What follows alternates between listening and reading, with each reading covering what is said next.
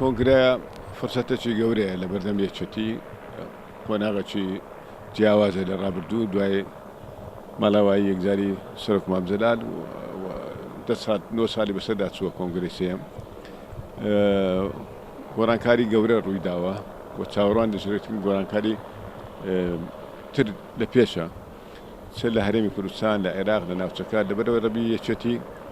پێدا چنەوە بکاتن هەڵسەنگاندن چێبیتن ڕووداوەکانی پێشوو چۆن بووە بەرنامە دانێتن بۆ معاملەکردن لەگەڵ هەموو پێشاتەکان. ئێمە وەکو ژنانی یەکێتی نیشتیمانی کوردستان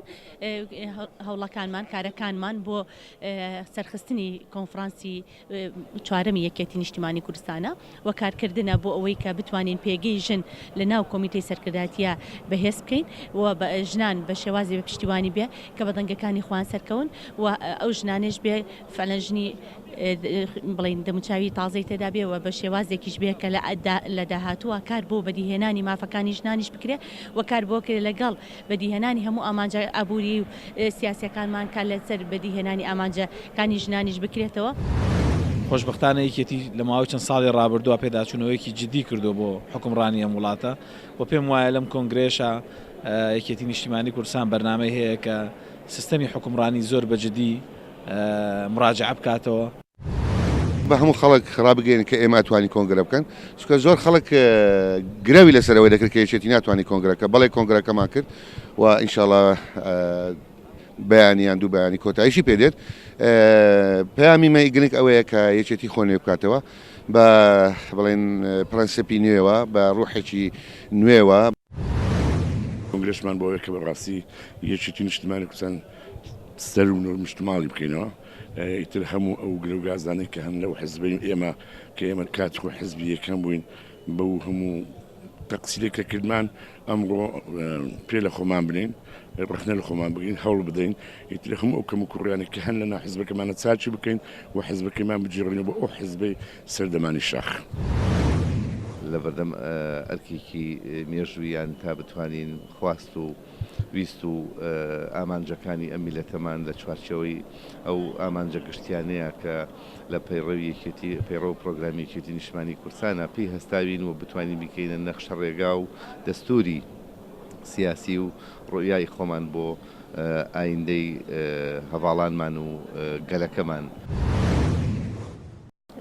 ئەم کۆنگرەیە زۆر بێ مامزەلالی پێوە دیارە هەمومان هەوڵەدەین ئەم کۆنگرەیە سەرخەین بۆی ڕوحی مامزەلال شادکەین بەڵێ نەدەین لەسەر ڕێبازەکەی مامزەلال بەردەوام بین و درێغی نەکەین تا گەین بە ئامانجەکانمان. هیواین ئێمە ژنان بتوانین لەم کۆنگرەیە دەنگی ژنان دەرخین دەنگی ژنان بێتە ئەو دەنگەی کە بتوانێت کاریگەری هەبێت لەسەر بەڕێوەبردننی یەکێتی نیشتیمانی کوردستان و هەروها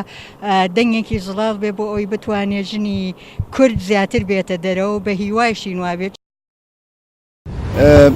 لە ڕاستیە ئەمە یەکێکە لە هیوا و ئاواتە گەورەکانی هەموو ئەندامێکی یەکێتی نیشتیمانی کوردستان بە تایبەتی ئەوانەی کە زۆر بە یەکێتیەوە ماندوو بوون و زۆریان لە پێناوە کردووە ئەمە ڕۆژێکی مێژووی گرنگە هەرچەندە من زۆر متەئەسیرم کە جەنابی مام یەکەم کۆنگرەیە لەگەڵمان نییە. واتە تەنها حزب ئێستا حزب کاری سیاسی نییە بەڕای ئێمە حزب کارێکی خزمەت گوزاریە کارەکە بۆ بەرزکردنەوەی ئاستی ڕۆشنبیری خەڵک ئاستی ژیانی خەڵک ئەمەش لە ڕێگای کەسانی جیاواز و هەمەڕەنگ و وەکو چەپکە گوڵەکەی جەناب